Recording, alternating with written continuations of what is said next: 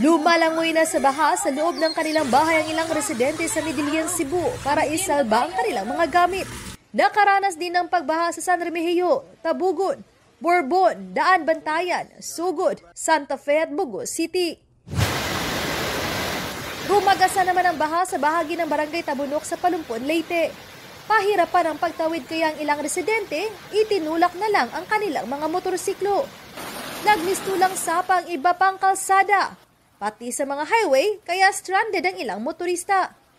Tumaas naman ang level ng tubig sa ilalim ng tulay sa bayan ng Isabel. Makikita sa video na ang mga debris na tinatangay ng malakas na agos. Umapaw rin ang isang sapa sa bayan ng Merida. Pati ilang sakahan sa probinsya na lubog sa tubig. Naranasan din ang pagbaha sa Matag-Ob, Albuera, Ormoc City at Baybay City.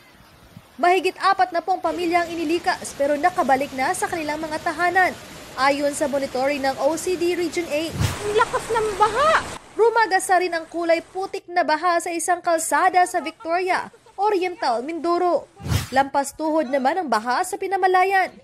May mga inilikas. Inilipat na rin ng mga residente sa mas mataas na lugar ang kanilang mga gamit. Pati palengke, binaha. Abiso naman ng mga otoridad, huwag munang tumawid sa ilog sa Barangay Banilad dahil sa lakas ng agos nito. Binabantayan din ang Bukayo at Panggalaan River sa Calapan City. Nakaranas din ng pagbaha sa mga bayan ng Bungabong at Pola, pati sa bayan ng Socorro kung saan nagka-landslide.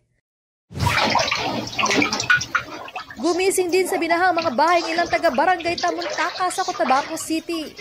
Umapaw kasi ang kalapit na ilog nang bumuhos ang malakas na ulan. Humupa na raw ang tubig pero naglipat pa rin ng gamit sa mas mataas na lugar ang mga residente bilang paghahanda sakaling bumaha ulit. Di naman nalintana ng mga estudyante at guro ang baha sa Silicon National High School sa Pikit, Cotabato. Nagtungo sila roon para dumalo sa National Learning Camp.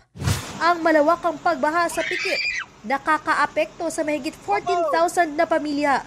Nagdulot din ito ng mahigit 40 million pesos na halaga ng pinsala sa mahigit 1,200 na ektarya ng taniman. Ilan lang ito sa mga dahilan kaya isinailalim na rin sa state of calamity ang Pikit.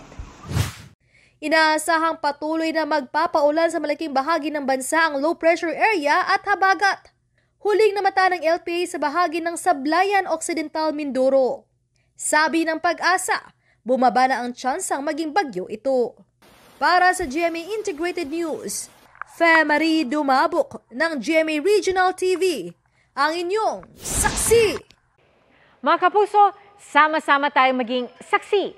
Mag-subscribe sa GMA Integrated News sa YouTube at para sa mga kapuso abroad, samahan niyo kami sa GMA Pinoy TV at sa www.gmanews.tv.